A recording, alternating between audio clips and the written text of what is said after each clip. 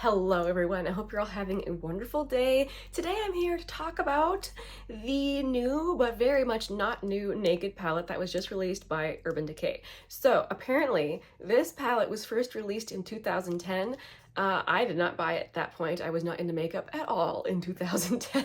I've had a complete change of heart regarding makeup since I turned 30. That was 6 years ago. So anyway, I did not have this palette when it was first released. Apparently this palette has sold over 30 million units. And then when it was discontinued, I think I heard 2018. I thought it was gone forever. I would never get a chance to try it. Well, here Urban Decay has brought it back and everyone is very excited about it. Everyone who enjoys neutrals is excited about this palette. And I decided I had to get this. You know how much I love eyeshadows.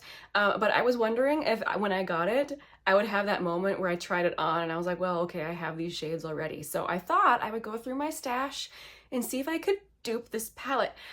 Spoiler alert, we are going to go through every single shade and show you what I found in my collection that is even remotely close to each shade, but I could not dupe a single shade. And I don't have a slouch makeup collection. I have, I think, over 50 palettes. I have a ton of cream eyeshadows. I have a big single eyeshadow collection. And I could not dupe this palette. So hey, if you're like me and you're like, man, I keep buying the same shades over and over again, I suggest you pull out whatever palette you're thinking and try and dupe it with the rest of your collection, and you might be surprised. Some of these shades in these like classic neutral palettes are very specific and difficult to dupe. So it does have that very distinctive velvet packaging. Mine is already getting covered in lint and cat hair. It does have an updated formula from the original, which I'm pleased. The only other Urban Decay palette I have is the Mini Naked 3, and I think the formula in that one is fine, but you know, nothing spectacular. So I was hoping that this had a slightly different formula, and I think that it does. So of course it has a mirror, but this is what the palette looks like, in case you're like me and you have never seen this palette before. There's only 2 mattes in the entire palette. Otherwise it's satins, shimmers, and metallics. So let's get down to it. Let's start with this first shade over here called Virgin. So when you first look at this, it seems like a very standard cream shade in a palette. However, it's not a matte. This is a satin, and it's actually not as standard as you would think. First of all, because it is a satin, but it's also not a shimmer, so it creates a kind of low intensity inner corner shade if that's how you're using it. I did use it in my inner corner today, so it definitely does show up, but you know, it's maybe a little bit more wearable than something that's very bright and very icy. So they call this a cool cream beige, and after swatching through my collection, I can tell you that's exactly what it is. A lot of the other like cream shadows I found in palettes were too peachy, too pink, way too icy. The only one I found that was similar is this depotted shadow, and this is from an e.l.f. palette. So this is from the New Classics palette. This is the shade Cream. So this shadow is a matte, not a satin, but it has kind of that similar tone of being a light beige cream and on the cool side. So that is as close as I could get. This is actually one of the closer shadows that I was able to sort of dupe in my collection. Let's move on to Sin. Now I really thought I was going to easily dupe this one because they describe this one as a champagne with a shimmer finish. So this is what Sin looks like, and you can see that it's decidedly pink champagne. And still, when I swatched it, I'm like, that's okay. I've got a ton of those kind of shades. Actually, I don't. Everything was too peachy, too icy, too pink, too silvery. I found 2 shadows in my collection that were sort of close. And the ColourPop off Melrose palette. This shade right here called Trading Post, kind of. But see, it's still way more icy, not as pink. It's a lighter pink. And weirdly enough, this cream shadow from Tom Ford, this is the shade Opal.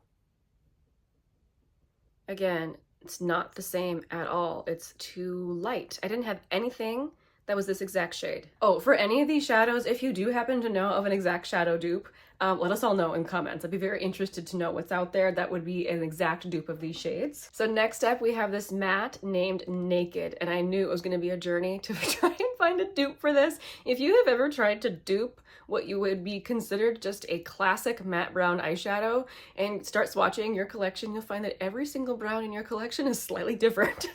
Very difficult to get a dupe, but let me get you a swatch. So this is Naked from the palette. I think the closest shadow I have is Creased from Makeup Geek. Makeup Geek shadow is a little bit deeper and a bit more pigmented, so I'm going to pick up just a little bit. See, they're still not the same tone, not at all.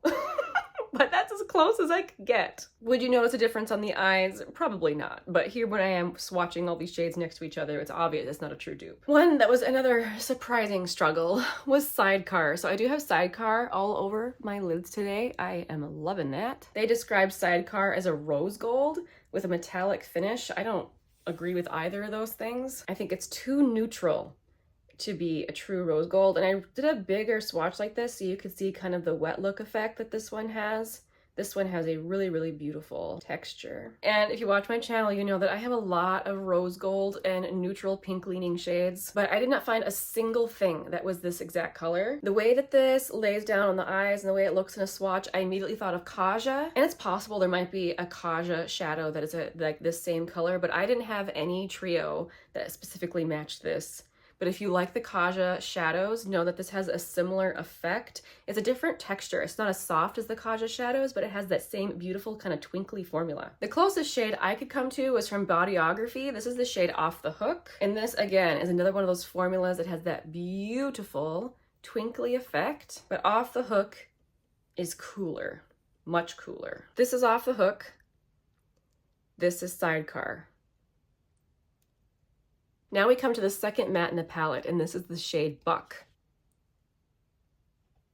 Love that shade, beautiful. Interestingly enough, the closest shade in my collection comes from another cult favorite, discontinued palette. And it's my favorite matte in the palette. This is the shade Lula, which I'm actually thrilled to find out that Buck is kind of close to Lula. So you can see Buck is a bit deeper, but they have similarities in tone. And the more you look at it, the more dissimilar they are.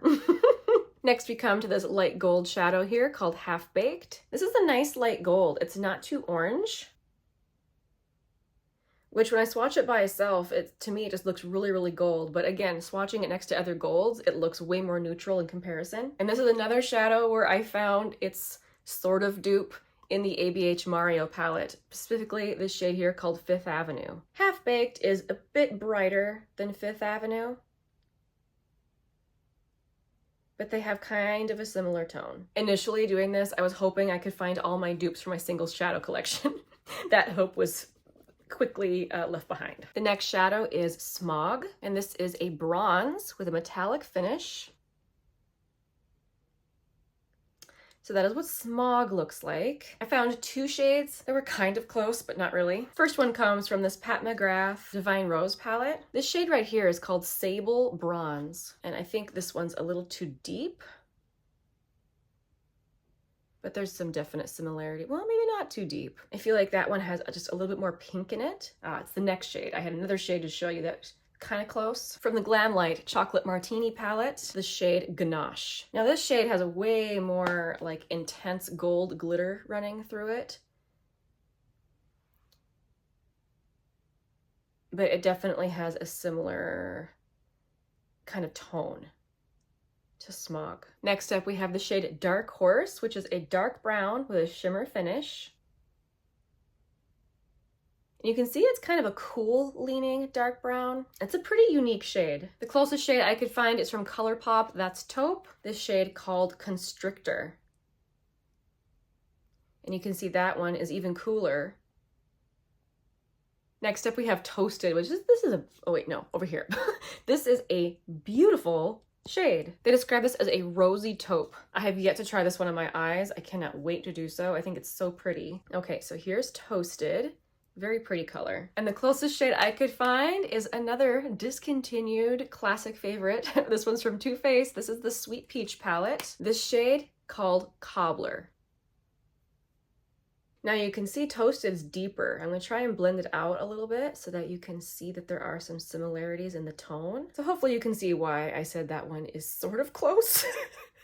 Not dupes, just an alternative. Next up is Hustle, and Hustle is a dark taupe. Now I have a ton of dark taupes in my single shadow collection, but they all lean more silvery. They were way too cool in comparison to this one. So here's Hustle from the palette.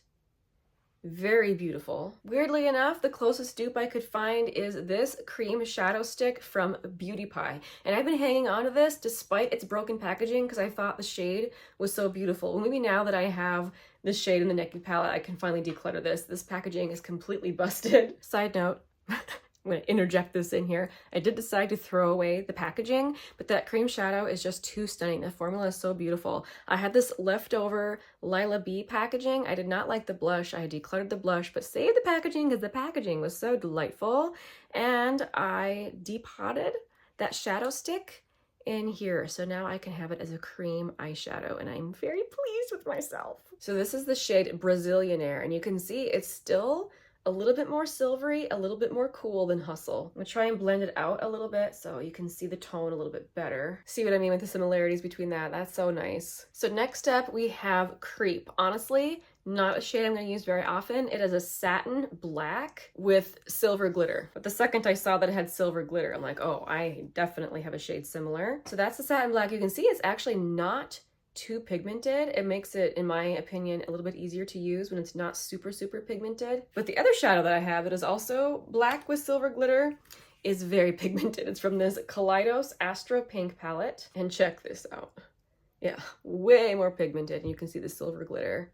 But this is also a matte with silver glitter, whereas this is a satin. All right, last shade, another shade that I'm not sure how much I'll use this one. This is the shade Gunmetal, and they call it a cool gray that has a metallic finish. I think it's got a lot more blue in it to be a gray. So here's Gunmetal from the Naked palette. And after swatching it next to all my grays, yeah, nothing matched, so I actually went to blue. And again, the Master Palette by Maria palette. I couldn't believe that's 3 shadows from this palette that were close to Naked here. The shade up here called Claudia. This is a dark navy, and it's the closest thing that I had to that one.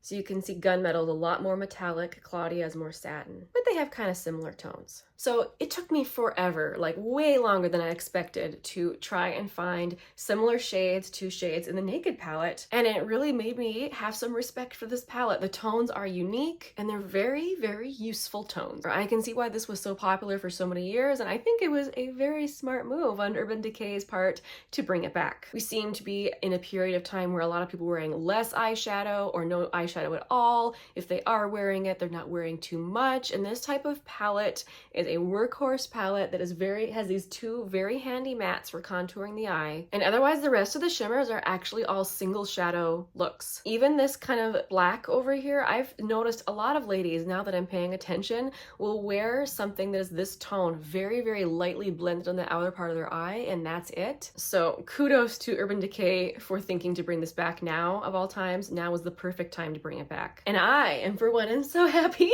that I can have it in my collection. I'm gonna continue testing this. I mean, today I am wearing Naked through the crease, Sidecar on my lid, just a tiny little bit of Buck in like the outer corner for some definition, like hardly any, and then Virgin on the inner corner. I cannot wait to try out the rest of these on my eyes. Be sure to look out for my actual review of this palette in a speed reviews video, but I can tell you after all the swatching that I have been doing with this palette, I like this one. I'm very interested to hear from you guys.